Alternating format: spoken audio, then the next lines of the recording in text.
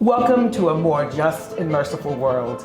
I'm Kathy Humphrey, president of Carlow University. On this podcast, we talk to leaders, teachers, artists, historians, and scientists from around the globe to explore how to bring more justice and mercy in our own world. Today, we are so fortunate to be able to talk with Sister Pat McCann. I heard about Sister Pat McCann's story, and when I heard about her story, I thought, we've got to get her on the podcast because everybody needs to hear your story. So I'm so grateful that you are with me today. Well, I'm happy to be here too, Kathy, and it just is a wonderful experience to think back to. I'm a Carlow graduate, class of 1957. All right. And I'm sure that there are persons who are viewing the podcast at different times who remember the story that you heard as well. Yes, absolutely. So we're gonna get to that story, but first let me talk about you for just a moment, Okay. and let's introduce you to our audience. Talk to me a little bit about what inspired you to become a Sister of Mercy. That's always an interesting question. I can only explain it as God's inspiration because from the time I was a little kid, I knew I was going to be a sister. And the only sisters I knew in my childhood days were sisters, I think they were Immaculate Heart of Mary, a different order. And when I first met Sisters of Mercy, it was I guess about 7th grade.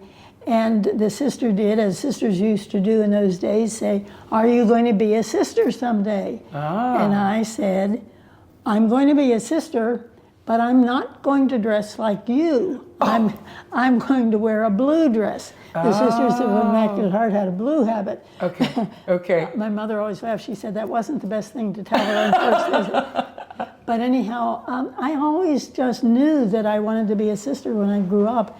And then I finally was able to be taught by the sisters in my high school years. Our family moved to Latrobe, Pennsylvania, which is east of Pittsburgh. And we went to St. Xavier Academy there, and the Sisters of Mercy ran St. Xavier Academy. I see. So that's where I met the community. That's how you got introduced to them. Yes. Okay. And that was... Okay, I want to go back a little bit because you said that you always knew you wanted to be a sister from a little girl. Yes. Right?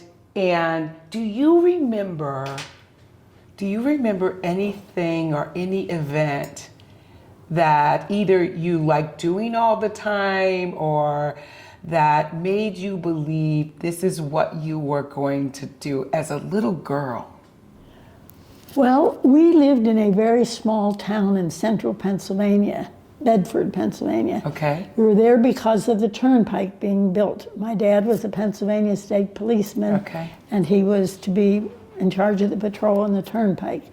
So I had not ever met a Catholic sister, but in the summertime, 2 sisters of the Immaculate Heart of Mary would come from Philadelphia to teach us Bible classes. Okay. And those 2 weeks of summer were always a wonderful time because we had we had classes in the morning, but then we had picnics and games and all kinds of events.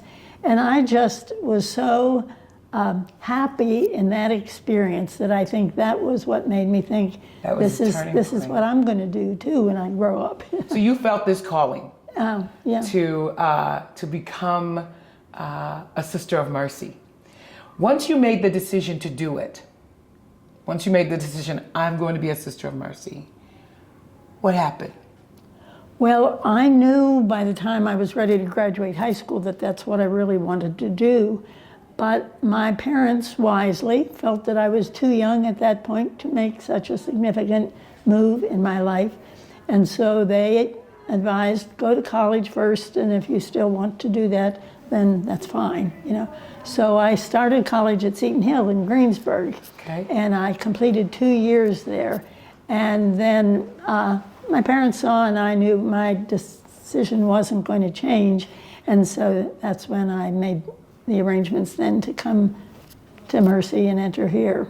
and to Carlow. Yes. So did you do undergraduate at Seton and then graduate at Carlow? No, I did 2 years undergraduate at Seton Hill and then graduated Carlow. Carlow. 2 years. All right. Now, so when you think about all of that experience, it sounds like those two women who were the sisters in your childhood really inspired you to do this work. But who else inspired you? Oh, definitely the sisters I had in high school at St. Xavier's. I mean, I had such good fortune to go to that school for high school. There was a sister in particular, Mother Jerome, her name was. She had been a faculty member at Mount Mercy then, Carlow. Right. And she was retired from teaching at Carlow and had come to St. Xavier's to teach in her retirement. And we were the senior class, and she had us for our religion classes and English classes. And she was a magnificent teacher, a magnificent woman, but a magnificent teacher. So she was definitely one of the clear inspirations for me to follow my dreams. You know, the power of a teacher. Yes. In the Definitely. life of a young person. Yeah. Is simply so amazing on so many fronts, and we don't give teachers enough credit for the impact they make on all of us. I think it's rare to be able to find an individual who can't tell you about one teacher that made an impact in their lives. So you really had the whole gamut of experience during those years. And when I entered with a class of 26 women, so there were enough of us who we were really, getting to know each other and having a good time together and all that kind of thing. And by the time then that you really made the commitment of a permanent kind, you really knew what you were into, and this was the life you wanted to live. Yes. Right. All right. So you're a Sister of Mercy. You have accepted this call to make a difference in people's lives. You've accepted this notion of walking into the chaos of others. And it's now the time of civil rights. Yes, it was. What was it like? Oh, that was such a fermenting time, in every way. I mean, it was the civil rights movement, it was the women's movement, it was all of that coming together. And so our lives were changing literally day by day.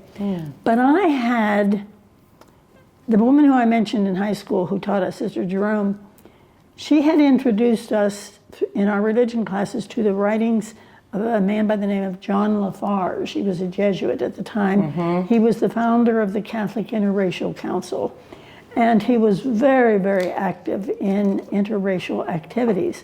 So I had read his writings and had become very interested. When I think of it now, I really didn't know any black people at that time because Latrobe was definitely not a town where unfortunately, the labor unions had worked hard to keep the black people out because they were afraid they would take the jobs of the men, in the mills. So I didn't really know black people, but I read John Lafarge's writings and I knew this was a very serious concern.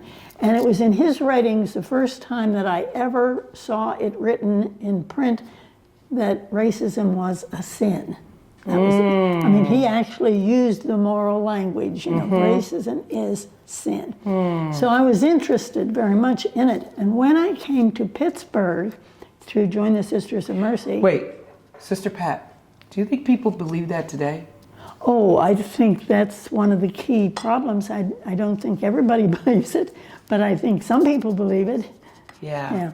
And I mean, we clearly have not gotten beyond where we thought we were getting beyond with civil rights. Right. But, I mean, we've made progress, yes. Right. But there still is very much sinful racism in our society. Right. And in a lot of good people who don't even know that it is a sin. Okay, so let me just recap this quick. So you've had no contact with black people. At that time. At all. but you knew they existed. My first real contact was in college. My very good friend in college was a woman from Haiti. Okay. And she and I were very close friends. She would come to our home on vacations when, like Christmas break and all that kind of stuff, because she couldn't go home for the break. So she would come to our family. What was that like? It was very interesting because in Latrobe, people just couldn't quite figure that out, Right. Especially, I often left when we'd go to church on Sunday, and our whole family would be there, and Nicole, her name was, would be with us, and you could just feel people wanting to say, where did this person come into your life? Right. But so that was my first real contact. very young, very early, you were pretty brave to bring a black student home with you into a community that you knew was racist and was really committed to keeping black people out. So here you come walking in, bringing someone to church. Yeah. I would say most of the population in Latrobe wouldn't have been aware that there was really an effort to keep black people out, but the union leaders would certainly have known, and it was economic self-interest. Right. Thank God Latrobe's not like that today. Oh, no. Right. No, so that's a beautiful thing that we have made progress. Okay. So, but you started early being brave. That's interesting. I never thought of it that way. And, ironically, Nicole had no experience of racism such as we have in the United States either, because she had come from Haiti from a class that her family was well-to-do, obviously, to come to college in the United States. Right. And she had as much difficulty understanding intellectually the whole reality of racism here. She said in Haiti, and this, of course, was a long time ago also, she said, our concern is not whether you're black or white, it's whether you're rich or poor. Right. And that's what was the division element in that society. Yeah. So, those experiences were critically important. I didn't know it at the time. I didn't see it as anything different. She was my friend. Right. But I realize now that both for her and for me, that was a different kind of experience. Yeah. Okay, so you're there, all right? Now let's move to, go ahead. My first assignment as a sister was at Carlow University. Okay. And so I was in my late 20s then, and I lived in the dorm with the kids. They called them dorm mothers. Okay. And so I was teaching in the history department, and I was living in the residence hall, and that was the beginning of my connection with Carlow University. All right, and so you're teaching. You are a house mother. I had a house mother at one point. When you went. And, but she wasn't as bold and as courageous as you are, Sister Pat. but, all right. So you make a decision that you're gonna go on a bus ride with some students. Talk to us about that bus ride and how you got involved with the Civil Rights Act. Okay. Sister DeLellis Laboon was the Dean of Students at that time. And she and I both had joined the Catholic Interracial Council here in Pittsburgh. And so we were both somewhat actively involved in local civil rights issues, but it was much milder than it gradually became. But she had received a letter, and I've wondered in recent days whose signature was actually on that letter. I can't remember, but it was from the Student Nonviolent Coordinating Committee. And John Lewis was the one who was the active leader at the time. So I'd be interested if his signature was on that letter. But at any rate, she had received a letter. Things were really hot with the civil rights activities in the South by then. Yeah. And the Selma March was scheduled. And the letter was inviting college students, they must have sent them to colleges all over the place, to swell the ranks and join the Civil Rights March from Selma to Montgomery. Okay. So Delillas had come to me and said she wanted to go to this march. Did I want to go? And I said, oh, yes, I do want to go. So she braved it and asked our Mother Superior here at the time. That's a big deal. You wanted to go. Yeah. And you had... I was young. You were young, but you had seen the media. Yes. You knew what was going on, We knew. right? We knew. And you still wanted to go. Yes. Help us understand that. You knew That's that why it was I said risky. I was young. Oh, we knew it was risky, yes. The woman, the social worker who was killed there in Selma, I'm blanking on her name right now, she had been killed the weekend before we went. And that was in all the newspapers. And that was just like a clarion call, this thing has got to, this march has to happen. And so when Delillas asked, could we go? Yes, the answer was yes. I mean, Sister Elizabeth Carroll was our Mother Superior at the time, and she was, talk about courageous, she was a very courageous woman. And she said, yes, by all means. So we got on the bus, and on the bus, there were 4 buses. And you had 4 buses. I did not know there was 4 buses. Oh, okay, yeah. 4 buses. College students from Montgomery, from Pitt, from Duquesne, and there was a 4th, and I can't remember whether it was Chatham or who the 4th was, but there were from 4 colleges. Okay. We had a terrible time getting buses to go. Nobody wanted to rent us buses because the buses were all getting set on fire down there. But we found this little bus company in Washington, PA that rented us buses, and 4 buses. We left from the So Learning. did you all coordinate these students? It all happened so fast. No, I don't know how that got coordinated. Faculty person from Pitt was a rabbi, Rubenstein, and the faculty person from Duquesne was a student, probably student dean kind of thing, I don't know how it all got coordinated, but it really happened fast. Okay. And we left, and we had an instructor on the bus, maybe on each bus, but certainly on our bus, that gave us self-protection training for how you deal with in case we did get attacked in the march, because that's what was usually happening. So you were being prepared to be attacked? Yeah, we were. The kids and all, we were. And they all wanted to go. We had to ask that they get their parents' permission in writing before they signed up to go, because some of them were under 21. But the kids who went got their parents' permission. What was the racial makeup of the students who went? I would say probably 90% white kids. 4 busloads. 4 busloads. 90% white kids. Right.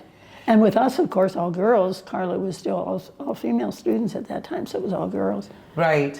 Yeah, they wanted to go. There was a real active interest in civil rights on the campuses at that time. Yeah, I think it's really important. The reason I asked that question is because oftentimes we forget how active many white people were in the civil rights movement. Yeah. And in many ways, this work can't be done alone. Oh, correct. We have to grab hands. Oh, right. And we have to work together if we're going to create a better world for all of us. Exactly. And you've already intimated here that there were Jews and Catholics and people from other walks of life on those buses. Right. Going down, knowing they're taking a risk, but going down to make their voices heard. Well, in the march itself, there were 3 segments to the march. There had been the Bloody Sunday March when the attack on the bridge, and then there was what they called Turnaround Tuesday when they tried to go back a second time. We were in the 3rd part, which was the day that they actually arrived in Montgomery. And on the march, I would say, of course, all of the people from Selma were black people. There was a scattering of black people from other areas, but the people who had come in to join the march at the response to the letter that SNCC sent out were dominantly white people, students from literally all over the country. Now, I had heard, so you'll have to tell me whether this is true or not, that your bus got stopped. Oh, we did. And tell us about the bus being stopped. We were stopped in Birmingham, Alabama. We were headed to Montgomery, and we were to meet the people coming from Selma and the Montgomery, and were to meet. And you're dressed in your habit. The traditional habit of sisters at that time. Okay. Probably a blessing that we were, but that's what we wore at that time. Right. We got stopped in Birmingham, and the police boarded the bus, and they wanted to know what we were up to. And Rabbi Rubenstein and Father Carroll from Carlow, he was a priest who taught here at Carlow, were the two who immediately stepped up to greet the police. And they said, well, we are on an educational trip through the South, and we are taking as students. They told them where we were from, colleges in Pittsburgh and so on. Never once said a word about the march or SNCC or anything. And the police just... Well, that was all true. It was all true. Okay, all true. all right. But we were all sitting there just as docile as could be, you know. Of course, they could see right away, the nuns. I mean, Dallas and I were very obvious. You know? And so the policeman said, well, you know, all right. I mean, I'm sure they knew where we were going, but he said, we don't have any reason to detain you, so, you know, go ahead. So then we went. And we figured we were home free, and we realized we were going into dangerous ground. Sister DeLellis and I had planned that we were going to stay. There was a Catholic hospital. Wait, let's go right back to that. Okay, so the police are getting on the bus. Yeah. How are you feeling at that point? Are you nervous? I think I was more excited than nervous. I you were didn't get nervous till we were there. I'm telling you, you are a traditional gutsy Sister of Mercy. You were excited. Okay, I was young.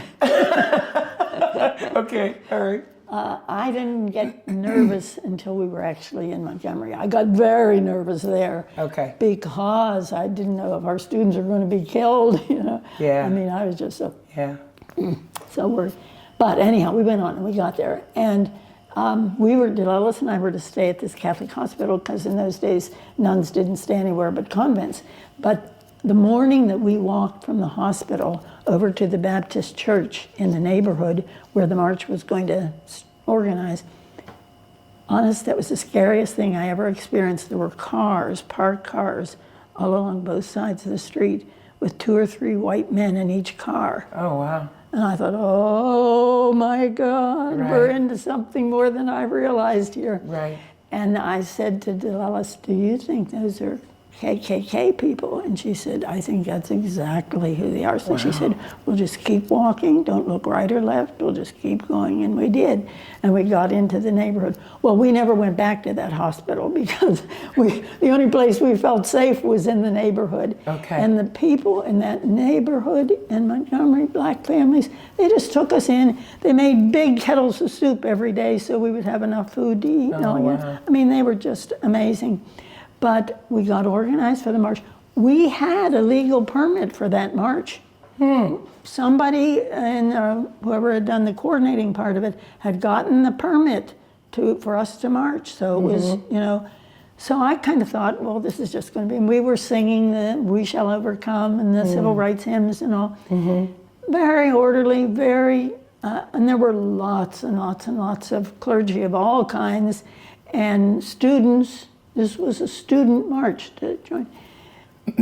We weren't marching 5 minutes till the policemen on horseback came. They were not real police people. You know, my dad was a policeman. I thought police were your friends. You know? Right. But they were deputized policemen. Many of them were not even in uniform, but they all had those bull whips in their hands. Yeah. You know, the whips with the long cords on them and nails at the end of the cords. So we thought, so we kept singing and we kept marching. Well, they started then going after the kids with the whips, you know. I mean, it got very violent very fast. And we all just scattered and ran for porches and tried to take shelter because these big horses were coming at us with them. Right.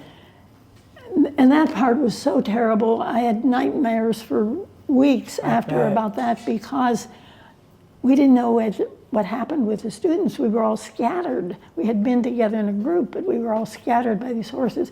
And we didn't know whether they were hurt or injured or dead or what. So we stayed there on the porch of that house. Oh, I don't know whether it was 24 hours. It was definitely a day and a night. It might have been 2 days and a night. But anyhow, we just didn't know what was going to happen next. We didn't know where our buses were. We didn't know where. Bit by bit, we kept finding the kids. The kids could find us easily because they could spot us. Right. The students, you know. Right.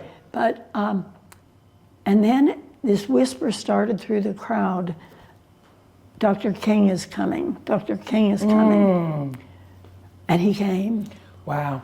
And he literally saved us. You know, I mean, we could not leave that neighborhood because the police had cordoned off the whole area. They knew that that's where people were confined. And they were sitting there on those horses, and some of them on motorcycles.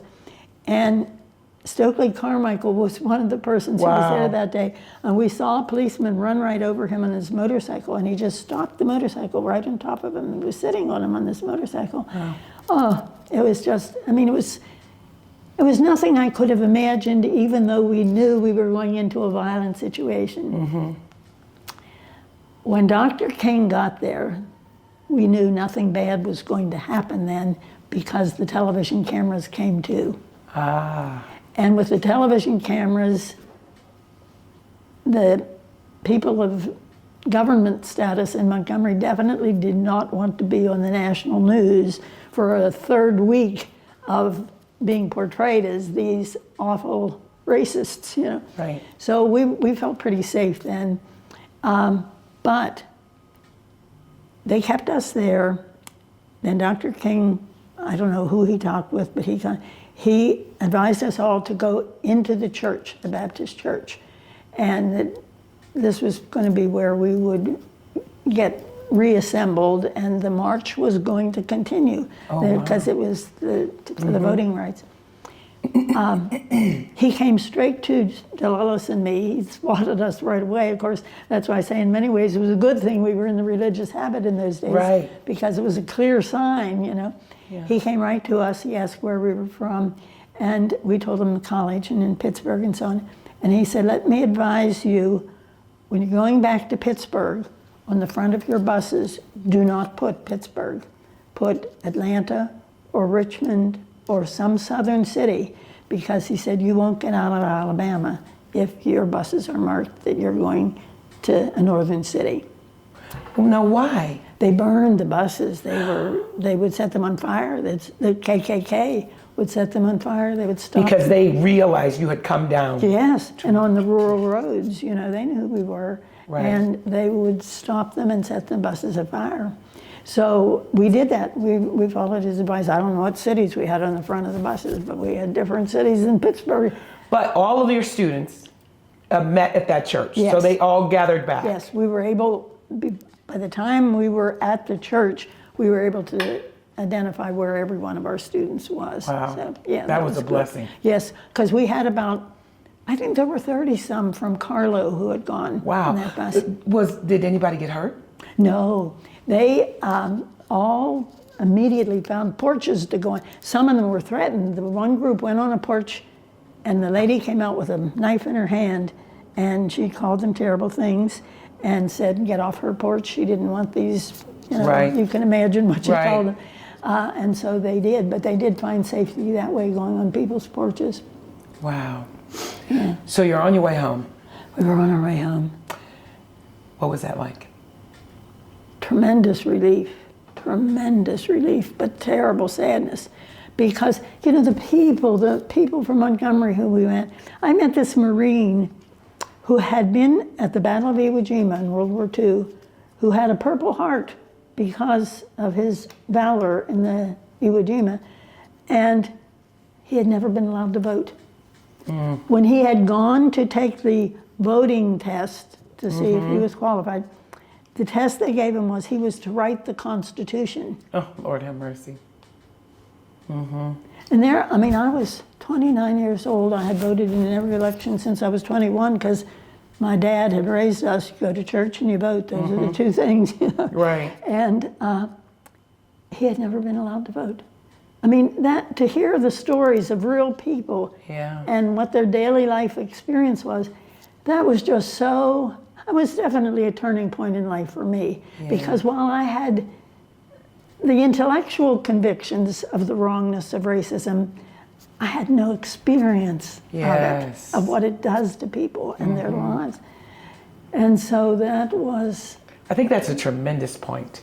You know, the until you've experienced it, until you, because that's what those connections do. Yes. They help you to experience what it might be like. Yes. Right?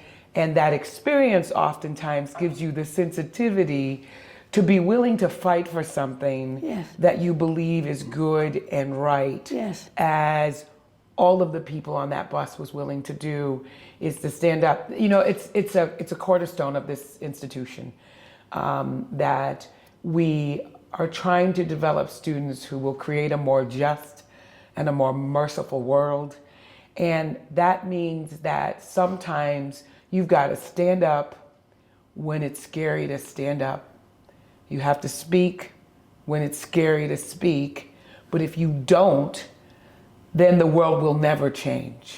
Well, and you know, when you think of it, the Sisters of Mercy who came here came from Ireland. In Ireland, in Dublin, when they went out on the streets to do their ministry, they did not call themselves sister. They used the title Mrs. All of them, because they lived in Ireland in the penal law days. So they knew, you know. And I think where I originally got my sense of racism being wrong, even though I never had thought of it as sin, but my parents grew up in the stories of their grandparents who had come from Ireland. My dad's family, the British occupiers, had taken their farm. And they came with stories of oppression that, I mean, my dad never experienced oppression, but he knew the stories well from his grandparents. And that was how they happened to be in America. They had come here for that. And so, you know, it's, maybe that's why that's such a deep thing in the Sisters of Mercy. I don't know, but so many people have experienced it in so many dark ways, and yet it seems as if we never really learn the full lesson. You know, after Selma, and then of course the voting rights law did go through, actually by the end of that year, I thought, oh, things are really going a good direction. You know, and they were going a good direction. But here we are again. Here we are again. We're right back there, maybe worse, you know. I think in this country now, it is just...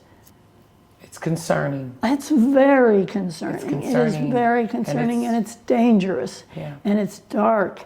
And I get real sad thinking I won't live long enough to see us come out of it.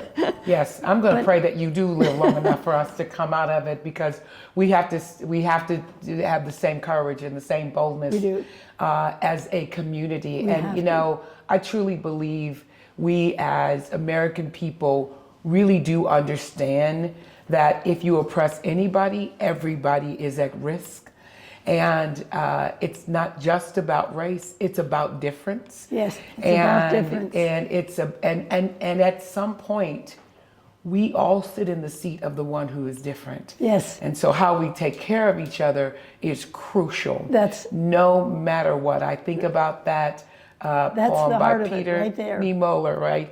Who says, you know, at first they came for the Jews and I didn't speak up.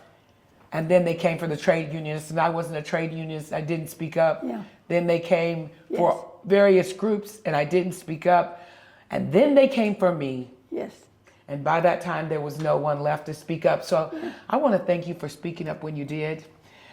Your work and the work of so many people is why I sit in the seat that I sit in.